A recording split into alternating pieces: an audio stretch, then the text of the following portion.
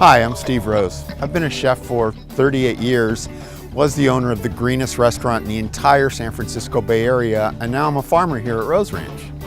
We do things green around here. What sets me apart is that green is not just a buzzword like a lot of people use. Green is an operative word, and it really is easy to do.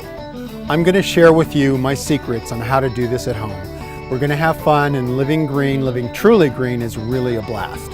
I believe that people want to learn how to live this way, they just don't know how to go about it. And that's the whole purpose of the show, is to teach people how to do it. I'm going to show you the way, show you the pathway to green living.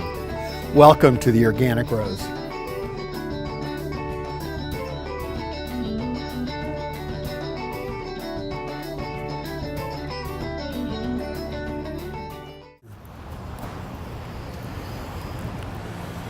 Hi, I'm here at Marina Meats today, and I'm going to talk to my buddy Dave the Butcher, and he and I are going to discuss supporting local farmers, local ranchers, and more than anything, supporting your local butcher shop.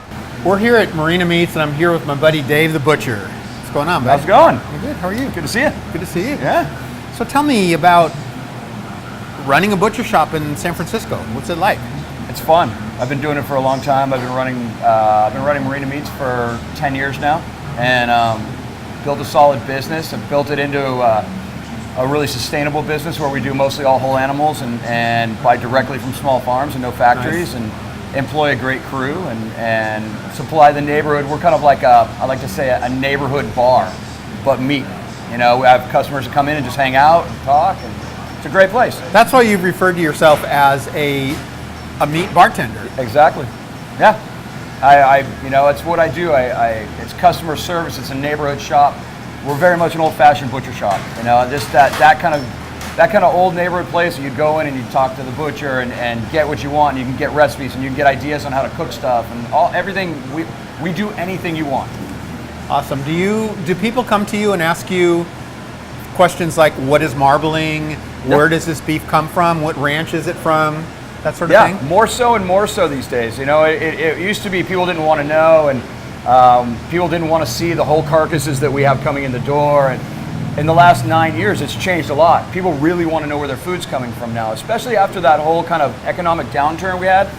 All of a sudden, people started coming in because they couldn't afford to go to restaurants, so they started coming more in here and cooking more and learning more how to cook. So the crock pot became a renewed invention that people had never heard of, you know? What a great thing that is. So all of a sudden I'm selling beef shanks, pork belly. You know, 10 years ago I couldn't sell a pork belly. Now I'm able to sell tons of pork bellies, which allows me to sell whole animals, which allows me to support small farms. So how is it when you buy whole animals, you buy the entire carcass, right? Yep. You break it down here in the shop. Percentage-wise, how much less does that cost you than buying primal cuts? It actually costs me more. Oh, really? I mean, because if I was buying primal cuts from factory farms like your big chain markets do, it's a big, huge process. It's from a big factory. It's not a small little farm. It's a lot cheaper. And I can make that meat look really good and tell people it's amazing and sell it for the same prices that I sell this stuff for. But that's kind of the old mentality. And what we do here is we don't mark our stuff up very much. We try to spread the love to the farmers and the small, all the small places, and give our customers exactly, this is what we have. It's no BS, and I'll answer any question. I'll tell you where everything comes from. So you're truly transparent. Yeah. And you're supporting local farmers and ranchers, which is amazing. That's a great thing. And you're encouraging your clientele in turn, because they're the ones that are supporting it. You're not buying the product, they're coming in to buy the product. Exactly. Right? Yep. But they're in turn supporting those farmers and ranchers, which is, I think it's great. Which is great, because a lot of these farmers had to sell their animals to the feedlots, and you have these generations old family farms, and they were just selling these beautiful animals that they were hand raising to feedlots. And now we're able to buy those animals and support that small farm and do right by the husbandry that they do with those animals. That's amazing. I really look for animal welfare certification. Nice. The whole organic, all natural, free range, those terms are good. They're things to look for. But they're also, small farms can't afford those licensing. So I look for animal welfare certification. So I want to see animals that are raised properly and have good lives, because to me it matters this animal sacrificing itself for, so we should respect that, right? Yeah, for sure. I mean, to me, and I've come up in this business over 30 years, and the stuff I saw when I was younger to now, it really kind of made me change my direction and what I want to do.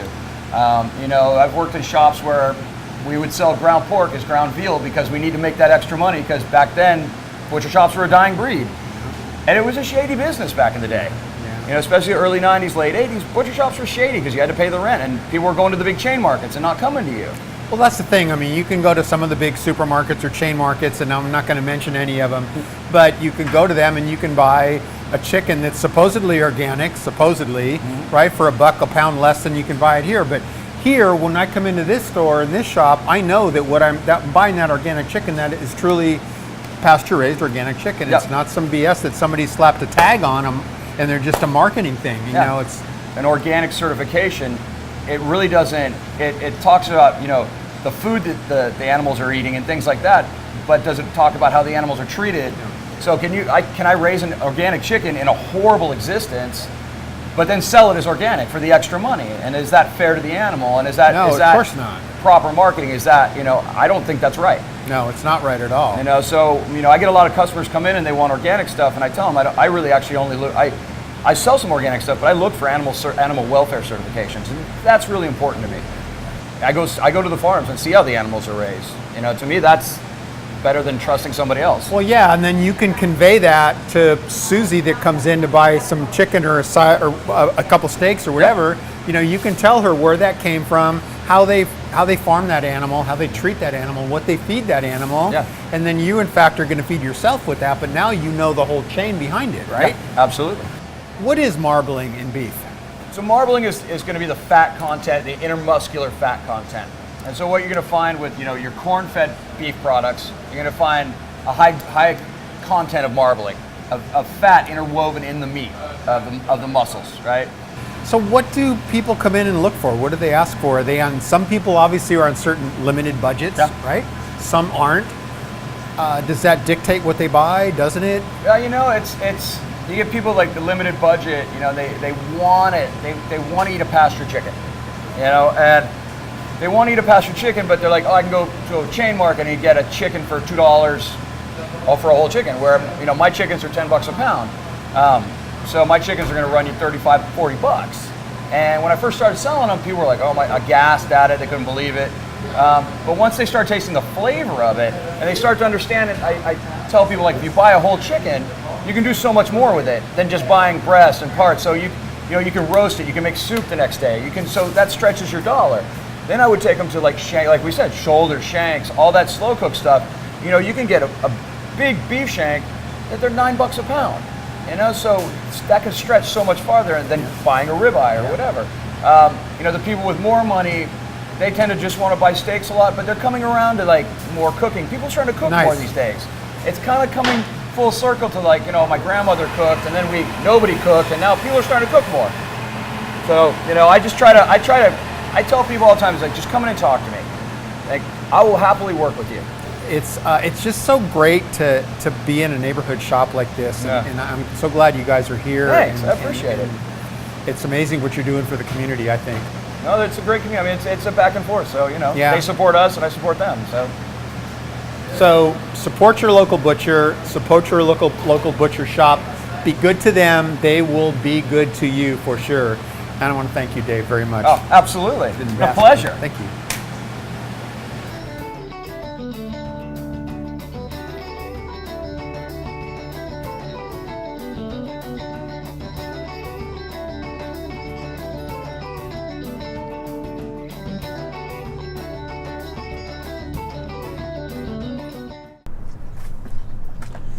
Welcome to Bayer Farm in Santa Rosa, California. We're going to learn all about community gardening today. So I'm here with Jonathan, who's the garden director of Bayer Farms here in Santa Rosa, California.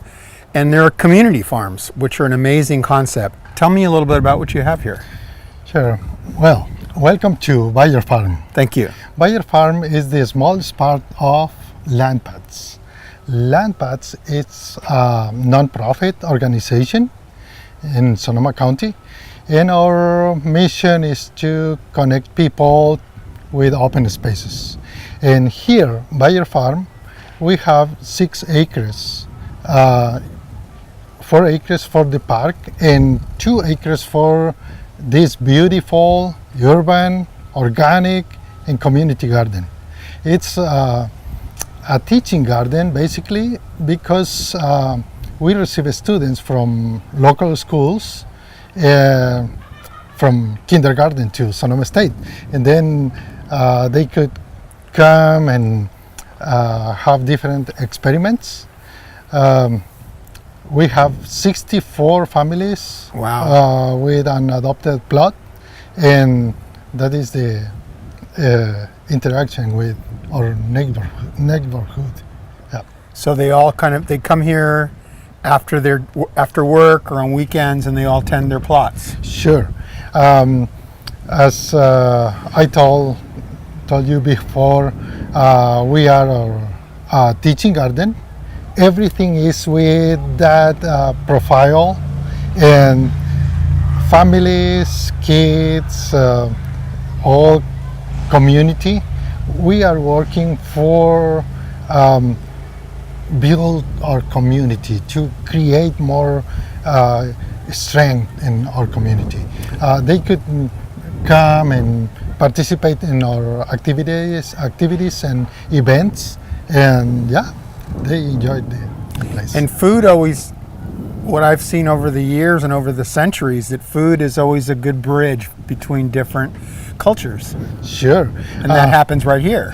Sure. And here we have reflected the diversity in Roseland. We have people with different backgrounds, people from Eritrea, Vietnam, Congo, India, China, Chile, Peru, Mexico, of course, Anglo and Latino, mainly. Right. Yeah.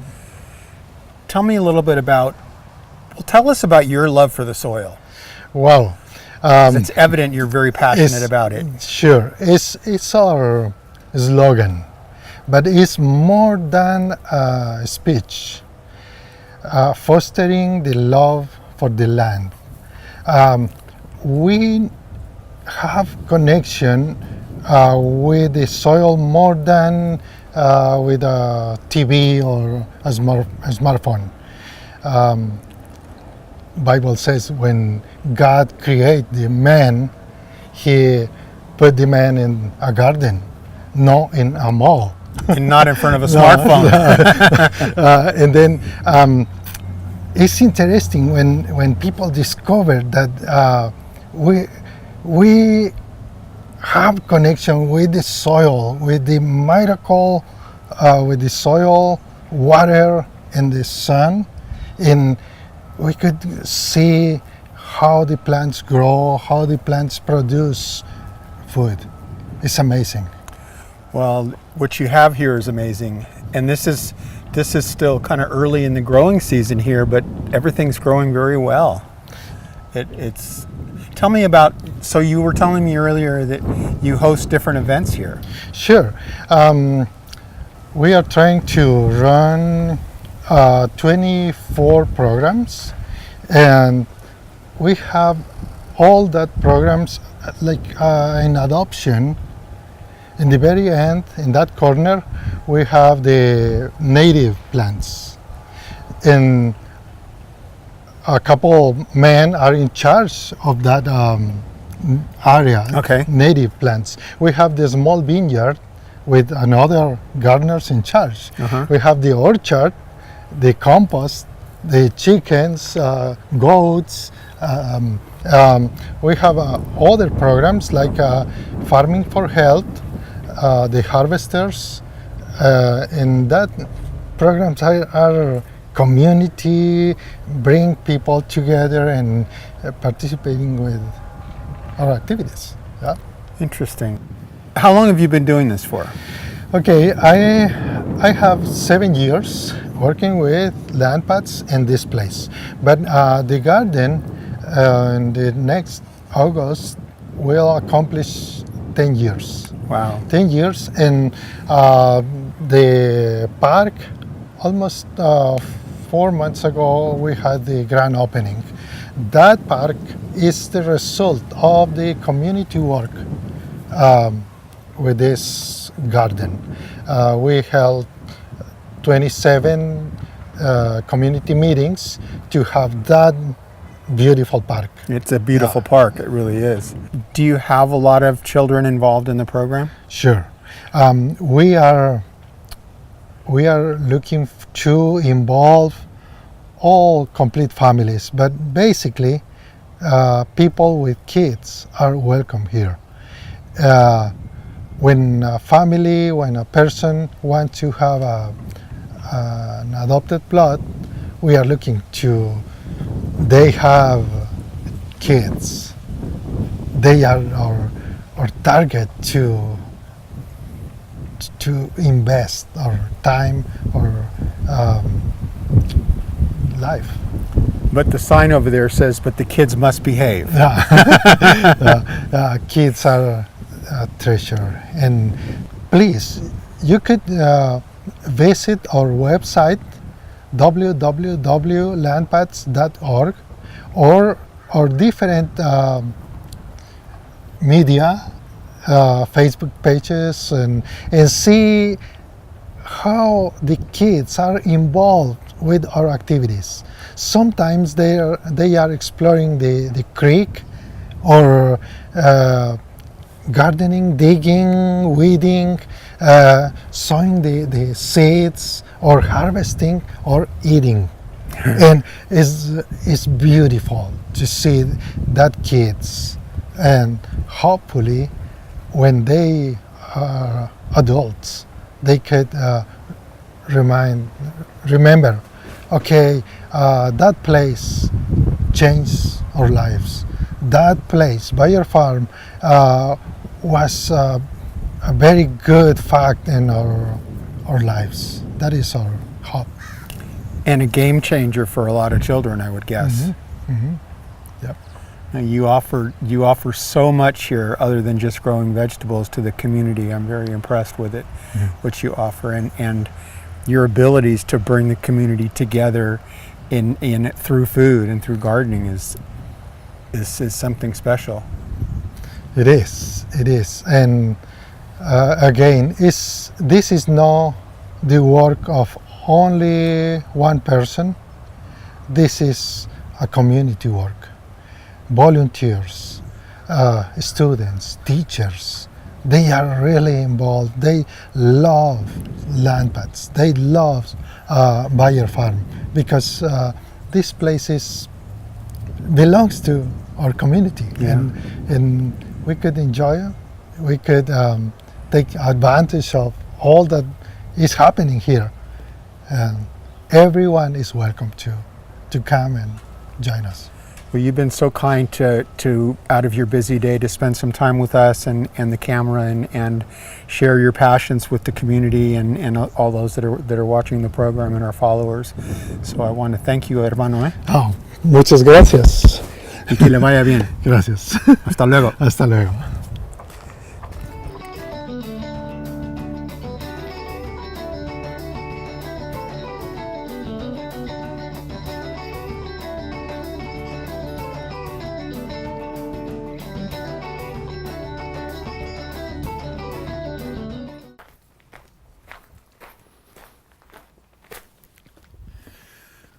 What a great time I had today visiting our community gardens.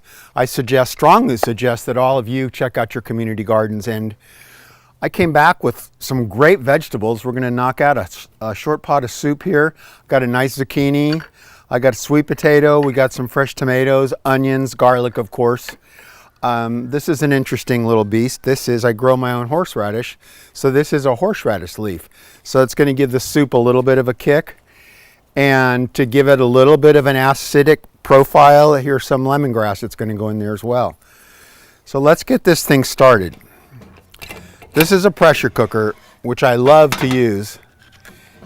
And it's probably one of my favorite pots to use in the kitchen.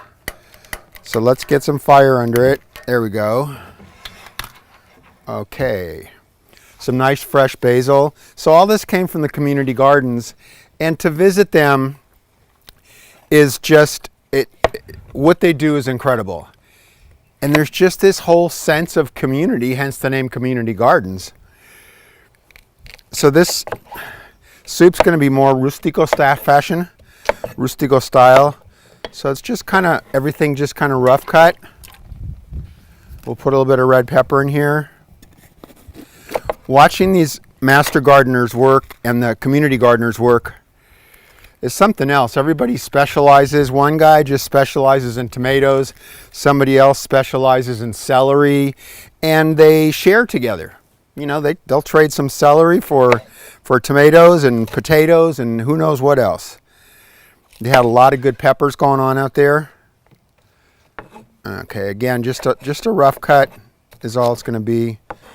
A nice fresh vegetable soup in the wintertime with a nice loaf of crusty bread is the best.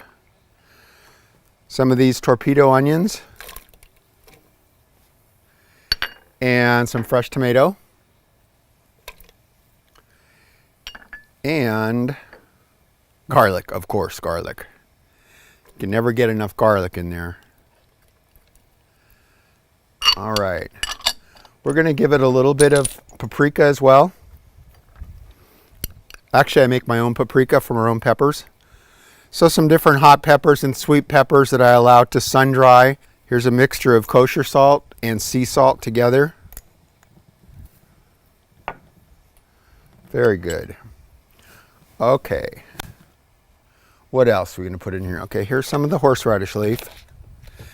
So a lot of you probably don't grow your own horseradish, but if you ever get the chance to do that, it's a very invasive plant, so you have to isolate it into a pot, but then you get to use the leaves as well. This is a sweet potato. Look at that color. Okay. So just again, just nothing really fancy. And this soup will be ready in this pressure cooker. This soup will be ready probably in about 20 minutes. So I don't know if you know what this is. This is quinoa. Quinoa is a grain that's loaded with iron. Lots and lots of iron and really good for you. So we're going to put that in here. And some freshly cracked pepper. More? Sure, I'll put more in. Add a little bit more of this paprika. If you don't have a community garden in your neighborhood, ask the powers that be and maybe they could go ahead and put one in. What I've noticed in larger cities like San Francisco, they will take vacant pieces of land that are pretty much abandoned and not being used for anything and turn them into a nice large vegetable garden that the whole community can share. And that way everybody's assured of getting some really good, healthy, nutritious food. Oh, I forgot the lemongrass. Let me get this open before it gets started. Oh, yum.